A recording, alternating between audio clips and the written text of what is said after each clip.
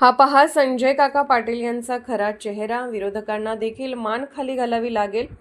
सांगली जिल्ह्याचे माजी खासदार संजय काका पाटील यांचा आज खरा चेहरा व त्यांची असणारी इतरांबाबतची भावना आम्ही आज मांडत आहोत. हा संजय काका पाटील यांचा व्हिडिओ पाहून जनतेने ठरवायचे आहे संजय काका पाटील यांच्याबाबतचे आपले मत. निमित्त होते कवटेमहाकाळ येथील शिंदे पॅलेस हॉलच्या उद्घाटनाचे. या उद्घाटनासाठी सांगलीचे पालकमंत्री चंद्रकांत पाटील उपस्थित होते. पालकमंत्री यांच्या हस्ते या हॉलचे उद्घाटन होते.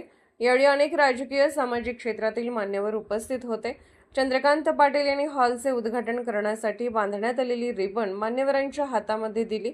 एक रिबन माजी खासदार संजय काका पाटील यांच्या हातामध्ये देण्यात आली, परंतु काकाने ती रिबन हातामध्ये घेतली. क्षणार्धात त्यांच्या एक गोष्ट लक्षात आली. या कार्यक्रमासाठी गुंडीबुवा मठाचे आनंदगिरी महाराज हे या उद्घाटनावेळी गर्दीमुळे बाजूला झाले होते.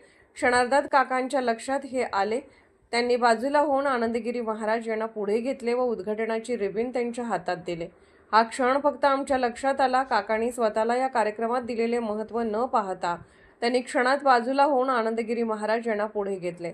या ठिकाणी एखादा राजकीय नेता असता तर त्याने आपल्या पदाधिकाऱ्याला हाताने बाजूला ढकलून दिले असते व स्वतः प्रसार माध्यमांमध्ये आला असता, परंतु संजय काका पाटील यांनी तसे केले नाही, तर स्वतःच्या प्रसिद्धीपेक्षा इतरांना महत्त्व दिले. त्यांनी या उद्घाटनावेळी बांधलेल्या रिबीनला फक्त हात लावला. हाच त्यांचा माणुसकी जपण्याचा खरा चेहरा आहे हे कोणाच्याही लक्षात येणार नाही. लोकांना फक्त विरोधकांनी काकांचा विविध आरोप केलेला चेहरा दिसतो, पण त्यामागे लपलेली माणुसकी दिसत नाही. या शिंदे पॅलेस हॉलच्या उद्घाटनाच्या निमित्ताने आम्ही संजय काका पाटील यांच्याकडून झालेली कृती आम्ही फक्त जनतेच्या निदर्शनास आणून दिली आहे. याबरोबरच हे राजकारणासारखे ठरवून केलेले कृत्य नसून मनासारखे केलेले कृत्य आहे आणि हे फक्त आम्हीच उद्घाटनाच्या कार्यक्रमात एक अति महत्त्वाचा क्षण टिपला आहे.